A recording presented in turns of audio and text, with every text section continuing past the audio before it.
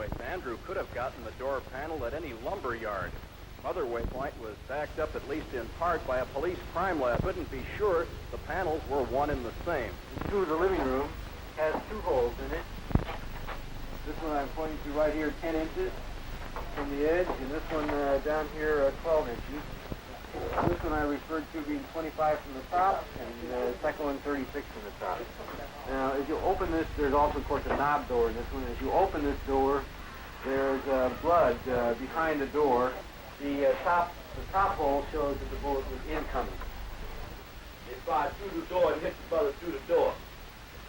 The brother fell here. Most of the blood is dried up, but you can see a little bit of it there and a little bit of it on the floor. The brother was shot 4 or 5 times, so after they came through the door, they shot him again to make sure he was dead. Mr. Montgomery, Dr. Constantino testified today that Mark Clark could not have struggled after receiving that shot through the heart. Now, in your mind, does this contradict the testimony of Officer Davis, who described a struggle? Yes, it seems to me that that was a very startling thing. We also learned that the bullet, which was in fact recovered from Mr. Hampton's body, was a bullet fired out of a carbine by Officer Davis. So that indicates also that Officer Davis may well have walked into that back bedroom, contrary to his testimony, and fired a shot into the body of Fred Hampton at one point in time or other. There were 6 of us assigned to the back door. I came up on the back porch. I placed myself to the right of the door. I put my head down enough so I could hear if there was any conversation in the building. I heard people talking in the front, and then I heard a loud shot, sounded like a shotgun. I backed up and kicked the door open. I started in, and before I could get past the threshold, there were 3 shots fired from the rear bedroom. They were directed directly at the back door as I was coming in. I backed out again.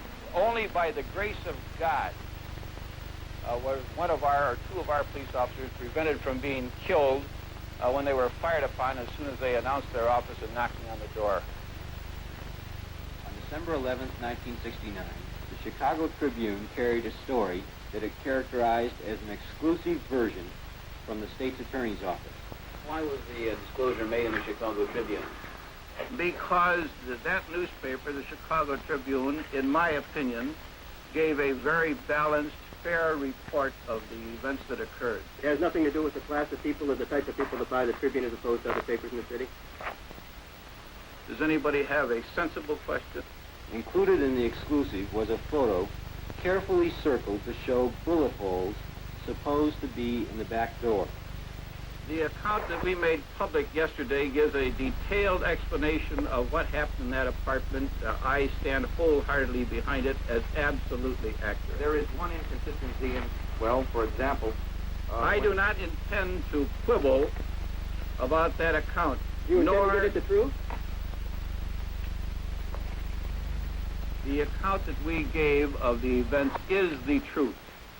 One of the 4 pictures you gave the Tribune had 2 bullet holes on the right side of what was supposed to be the rear door. Hanrahan has lied before, and he's going to lie again. That hole that he's blown up in the papers is a hole of a nail. A close-up of the nail head. Plus a little bit of the door hasp. Plus the door hasp. Now here you see the large nail heads being pointed out. I have said that we released the pictures. We have not characterized or described the conditions that they portray, other than to say that that is an accurate portrayal of that particular object. Do you know if any of the 4 pictures they received had portrayed bullet holes in any of the walls? Another photo claimed to show the bullet-riddled door across from the bedroom. The officers testified that the Panthers fired into that door from inside their bedroom. In fact, the door in the photo was the bedroom door, and the holes in the door were made by police gunfire at the Panthers. As you can see, bathroom door is intact. Not only the bathroom door, but the entire wall area is intact. There was a picture of the inside of the door to the bathroom, yes. That door, our reporter discovered, corresponded to one on the front living room adjoining the bedroom. There were holes in the door. When the door was open, those holes corresponded to holes that were in the wall adjoining between the bedroom and the living room. And when they stuck a stick through the holes, they all matched up. I make, as I say again, I make no evaluation of the pictures other than to say they portray conditions as they existed in that apartment at the time those pictures were taken. This is the door that's supposed to contain numerous marks from a stray shotgun blast and small arms fire, which again was fired by members of the vicious Black Panther Party, who was standing in this bedroom here, shooting out into the hallway here. I urge your inventory of each of these vicious weapons. This attack by the Black Panthers on the police, plus the weapons which were recovered at the depot where they were storing them, clearly demonstrates the true character of the Black Panther Party. Nobody, I've never denied that there was no weapons there. As a matter of fact, he would be a fool if he didn't have a weapon there, knowing the ferociousness of the pigs, how they just jump out of the cars and shoot you down, how they knock on your door and blow 19-year-old sister's head off with shotguns, how they killed 2 brothers in 1 week. Yeah, and as a matter of fact, everybody that's concerned should have something in their home to protect themselves, because Hanrahan is a madman. Mr. Hanrahan, can you tell me why your officers did not try to use tear gas? Isn't this the usual procedure to flush someone out of a building? Our officers used the means necessary to effect the search and to prevent themselves from being killed upon after they were fired upon. Isn't it true that your men usually use tear gas in situations such as this, and why didn't they use it this time? No, that is not true. It is not true? They came with murder on their mind, see. Even if they want to take somebody to jail, it would be a simple matter of just shoot some tear gas and just throw everybody out right on. This is where our chairman had his brains blown out, and he lay in his bed, sleeping at 4:30 in the morning. Someone came into the room, started shaking the chairman. Said, Chairman, wake up. Pigs was laughing. And I saw bullets coming from, it looked like, the front of the apartment, from the kitchen area. They were pigs to shoot. And about this time, I jumped on top of the chairman. He looked up. Looked like all the pigs converged at the entranceway to the bedroom area, back bedroom area. The mattress is just going. You could feel the bullets going into it. I just knew he was dead, everybody in there. When he looked up, he didn't say a word, he didn't move, except for moving his head up. He laid his head back down to the side like that. He never said a word, he never got up out the bed. A person who was in the room, they kept hollering out, stop shooting, stop shooting. We have a pregnant woman or a pregnant sister in here. At that time, I was 8.5 to 9 months pregnant. My baby was to be delivered in 2 weeks. Pigs kept on shooting. So I kept on hollering out. Finally, they stopped. They pushed me and the other brother by the kitchen door and told us to face the wall. Heard a pig say, he's barely alive, he'll barely make it. I assume they were talking about Chairman Fred. So then they started shooting the pigs, they started shooting again. I heard the sister scream. They stopped shooting. Pig said, he's good and dead now. Pigs running around laughing, they were really happy, you know. Talking about Chairman Fred is dead. Saw Chairman Fred again. Inflammatory statements and false charges against our office have been made by spokesmen for the Black Panther Party and others, despite the fact that the speakers had no reliable knowledge about the occurrence. So the best account that I can give is the room that I was in and the actions of things surrounding me personally, you know. First thing I remember when I woke up was a knock on the door, and it was only a matter of seconds. In fact, I'd say it was less than 5 seconds that I heard, shots.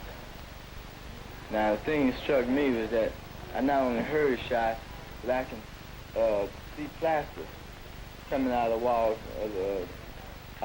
in my room. So I knew the bullets were coming through the room that I was in.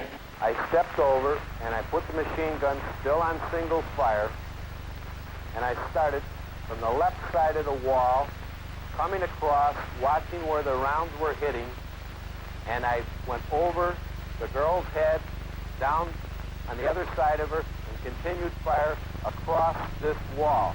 One strange thing about this wall is this: State Attorney Gestapo rating pig say that they fired numerous slugs going up and downward motion, attempting to avoid hitting the people in the apartment here. You notice that all these slugs are on a straight line.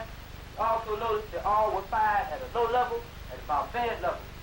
Next thing I remember is someone, I think it was one of the pigs, told us to come out of the room, but there were still shots being fired. Now, I didn't know at this here time that people were coming through the back door, but I took it that shots were being fired in the back of the house and at the front of the house. And, they were all coming through the walls. The walls were nothing but plasterboard. A bullet come through the front of the house and would go all the way out the back. Somebody told us to get out, but I remember we were so afraid and bullets were still coming that we remained on the floor. I heard another pause, and then one of the pigs told us that if we don't come out, he was going to put something in there that would really get him out. The idea came in my mind that he was going to shoot tear gas or something in there. We realize that there are still some people remaining in the front bedroom. We don't know whether they're in here or not, so I plead and I conjure, I beg them to come out. Please come out with your hands out, throw out your weapons. But the next thing I heard was a barrage of shots, real fast. And, we were hit this time. I started with the gun, still on single fire, being very careful and watching where each round hit on the wall. I walked them around the girl sitting on the bed and brought it all the way across the wall again. As I was doing this, Officer Davis was stepping up, and he starts firing across the wall from right to left. I put one shot in the door. I put a short burst with the machine gun on automatic fire into that closet. I fired 4 or 5 shotgun blasts into the bedroom. The second form, still coming up, caught a blast as the gun came further across the room. They told me, to get up and walk. And I told them I couldn't. And then I think they hit me or did something. They told me they would kill me if I stayed there. So I kept trying. I managed, to get up, and I made a little hop. And I finally hopped out, I am taking the word of our policemen over what we understand is supposed to be a version provided by defense attorneys and by the occupants of the apartment. I was hit 5 times. I was hit 2 times in the stomach, 1 time in the leg, and I was hit, grazed in each hand. Yeah. This is just a scar. I had to have a section of my colon taken out because of infection. And I was shot over here. I expect the general public to recognize the quality of these men's work, and the political consequences can take care of themselves. Of course I don't plan to resign. You change the story every time from newspaper to newspaper, from one channel to another channel. You've had to change the story as we've brought up facts, truth about the evidence that he reportedly have given out, such as the nail head, such as the bullet holes and whatnot in the walls. And it's only my conclusion is that Hanrahan, if he wanted to give an objective opinion about what happened here that morning, he would have to come to this apartment and find out, because he's doing a whole lot of subjective analysis, because the man haven't come to the apartment to find out what really did go down in the apartment. And we invite Hanrahan here to see for himself the evidence that we have shown to the masses of people and to the public. Mr. Hanrahan, at the scene yourself? No, I have not been at the scene. Based on available evidence, namely the physical condition of the home and its contents, the physical condition of the remains of Fred Hampton, the search warrant was merely a subterfuge, and the mission of the police was to murder and maim. This blatant act of legitimatized murder strips all credibility from law enforcement. In the context of other acts against militant blacks in recent months, it suggests an official policy of systematic repression. The pious statements of State's Attorney Hanrahan concerning the brave response of the police against the vicious Panther attack, and his allusion to the grace of God concerning the sparing of the policemen, only makes the situation more macabre and terrifying. As an individual, are you convinced that the official version is a lie, that it is a case of murder? Personally, I am. Anyone who went through that apartment and examined the evidence that was remaining there could come to only one conclusion, and that is that Fred Hampton, 21 years old and a member of a militant, well-known militant group, was murdered in his bed, probably as he lay asleep. It seems very clear to us that he was assassinated, and the police officer who did that assassination then walked away from it and said to other people, Bobby Rush is next. Now, all of you who know Bobby Rush know that he is the Minister of Defense of the Black Panther Party and also one of our clients. And all of you also, I assume, know that Bobby Rush's apartment was broken into last night, and also he's still alive because he was not in the apartment. Do you think if you had been in your apartment yesterday, you would have been shot by police? Yes, I would have been murdered. I still think there's a great possibility of people trying to murder me. All the moves in the past, the initiative has been on the part of the police. They've murdered Fred Hampton. They're out to murder me. It's like they'll murder anybody that's black in this country. Do you think there's going to be retaliation then by the Panthers? There won't be any retaliation by the Panthers. I think that time will come when the people themselves will take the power that belongs to them to their hands and move to guarantee life, liberty, and the pursuit of happiness. We will not be forced underground until the people, we really feel satisfied that we've done our duty, performed our duty to educate the masses of the people to the injustices that the power structure inflicts upon poor people in this country. All the mass demonstrations that young people endorse that this is happening right now. Bobby, what's the next move for you personally? There's no personal anymore. I'm the people's man, so I do whatever the people decide. There's nothing personal about it whatsoever. And the Panthers will be there to serve the people in the end. Okay. Thank you very much. Of course, numerous people have attempted to make formal and informal investigations with a report by the grand jury for the Federal District Court in the Northern District of Illinois. Then I quote, "This report contains the findings of the grand jury after hearing nearly 100 witnesses and considering over 130 exhibits, including police records, photographs, moving pictures, transcripts of testimony before other bodies, voluminous investigative and scientific reports, and reports of investigative interviews with over 100 potential witnesses who were not called." And of course, among the main witnesses before the federal grand jury were the 14 raiders in the apartment, the police officers who were assigned to the state's attorney's office. The report tells us, contrary to some of their testimony prior to the grand jury proceedings, the report tells us that at 4 a.m. on December 4, Sergeant Groth briefed the 13 assembled officers and told them the location of the raid and that Panther arms were involved. Or that they were Black Panthers? No, we didn't. We just knew that, or we were informed that there were guns and contraband in the building. Did you have information that indicated that Fred Hampton might be there? Not to my knowledge. You just knew that there were guns and possibility of that these may have been Black Panthers? All we knew is there were guns in there. At this point, it appears that the people who are deceased were in the gun battle. Oh, they were definitely in a gun battle. I mean, they were firing at police. Yes, sir. We saw the shots coming out of the two bedrooms. Sergeant Groth, of course, from the beginning claims, along with his fellow officers, that a shot had been fired by a young Panther woman in the far corner of the living room door as the officers entered the door. The report, however, explains the impossibility of this account given by the officers. Reading again now from the report from page 181, it says, Groth, Davis, Jones, and Gorman, those are all officers, all insist that a shot was fired by Brenda Harris at them as they came in the door. None of them could explain what had become of this shot, and it is not possible to draw a line from the southeast corner of the living room, where Harris was said by Davis and Groth to be on the bed holding the gun, out through the living room door, the entrance hall door, and the outside door. There are no holes in the west wall of the apartment. Officer Carmody, when you knocked on the door, what happened?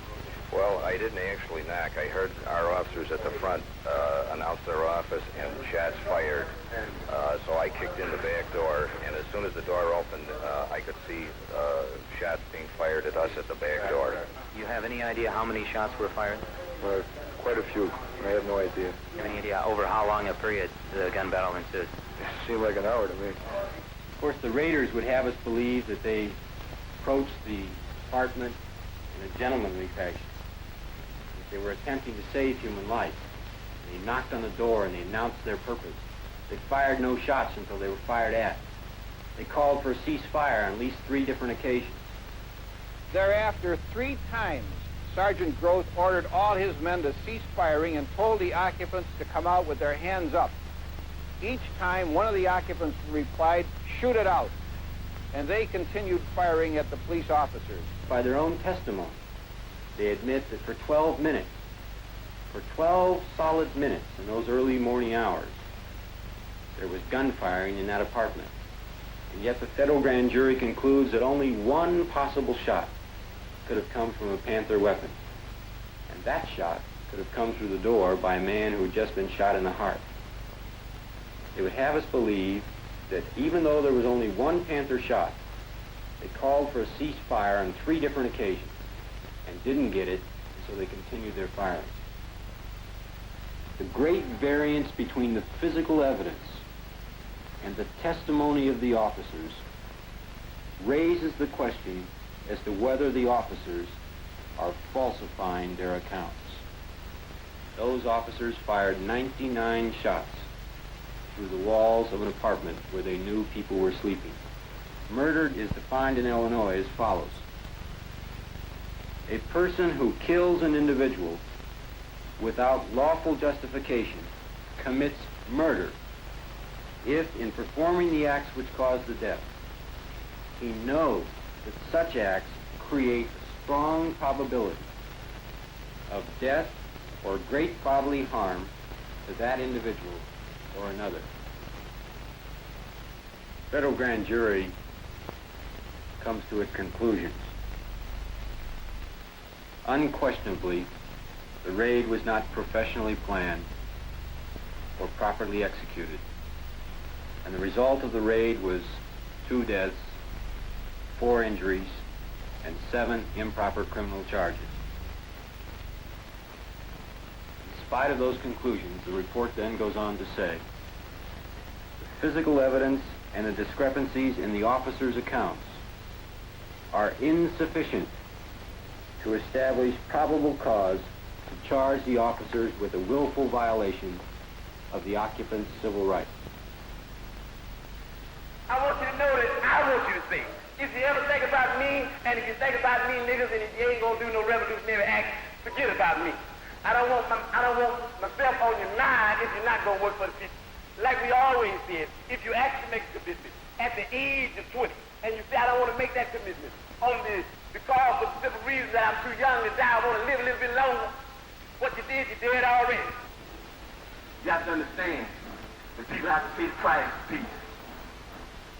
If you dare to struggle, you dare to win. If you dare not to struggle, then goddamn it, you don't deserve to win. Let me say peace to you if you're willing to fight for it. Let me say it in the spirit of liberation. I've been gone for a little while. At least my body's been gone. You ain't got to repeat after me. At least my body's been gone for a little while. But I'm back now, and I believe that I'm back to stay. I believe that I'm going to do my job, and I believe that I was born not to die in a car wreck. I don't believe I'm going to die in a car wreck.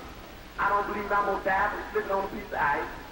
I don't believe I'm going to die because I got a bad heart. I don't believe I'm going to die because of lung cancer. I believe that I'm going to be able to die what I was just the thing that I was born for.